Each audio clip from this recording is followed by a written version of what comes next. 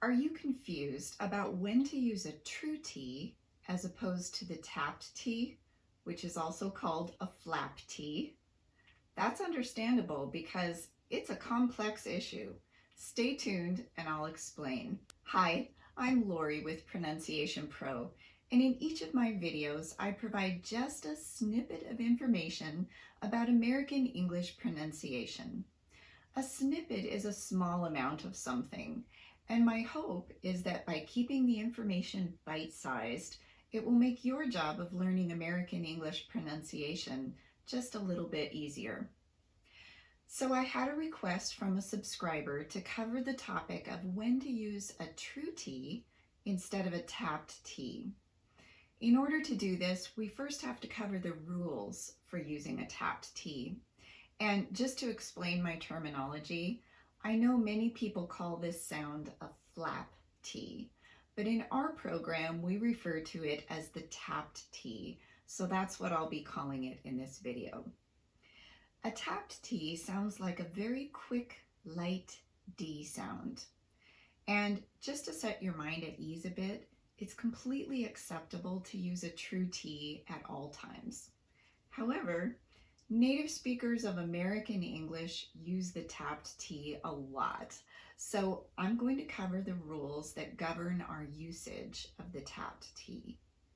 Let's discuss the general rules first, and then I'll talk about the ones that apply to those words that seem like they're exceptions to the rules.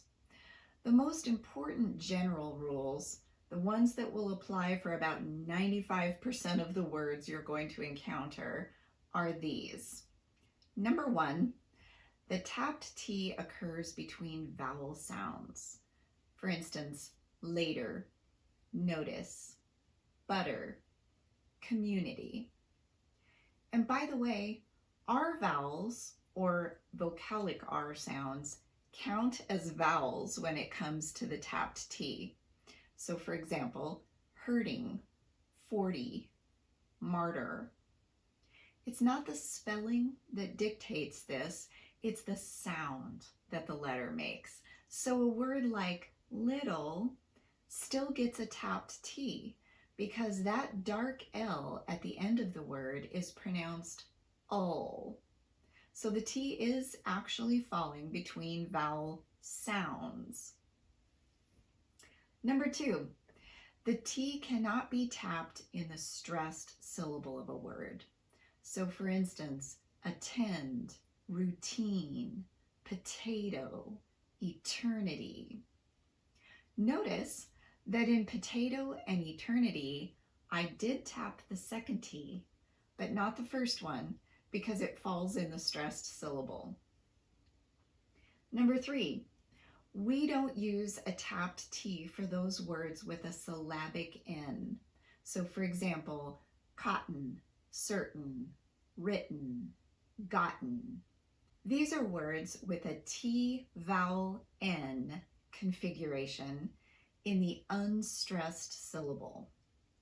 For these, we use a glottal stop in place of the T, and that's a topic for a whole other video. If you have trouble using the glottal stop, it's safe to just fully pronounce the T. So it's fine to say cotton, certain, written, and gotten, but not codden, certain, ridden, or godden. Okay, but what about words like latte, or detail, or latex? Why don't we tap the T on those?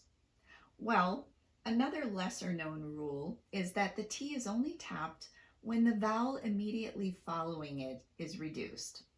If the vowel after the T is given the same duration as the vowel in front of the T, then the T will not be tapped. So for instance, we don't say latte, we say latte, with both vowels getting an equal duration, even though the first vowel is still in the stressed syllable. Now, you're going to run across some words that simply do not follow our rules. For example, we use a true T not a tapped T in the following words: politics, nicotine, habitat, epitaph.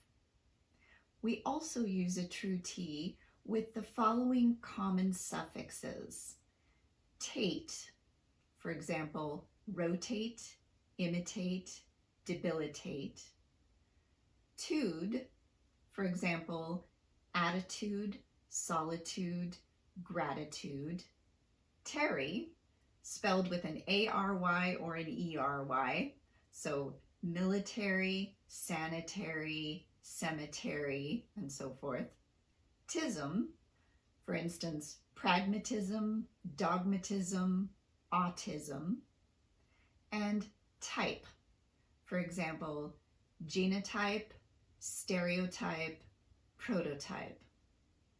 I probably missed a few words in my exceptions list, but this should cover the most common words that would be exceptions to the tapped T rule.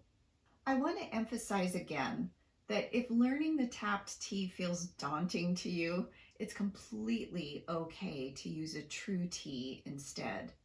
It's not going to cause any misunderstandings, and you'll be able to communicate very effectively and accurately with any native speaker using a true T.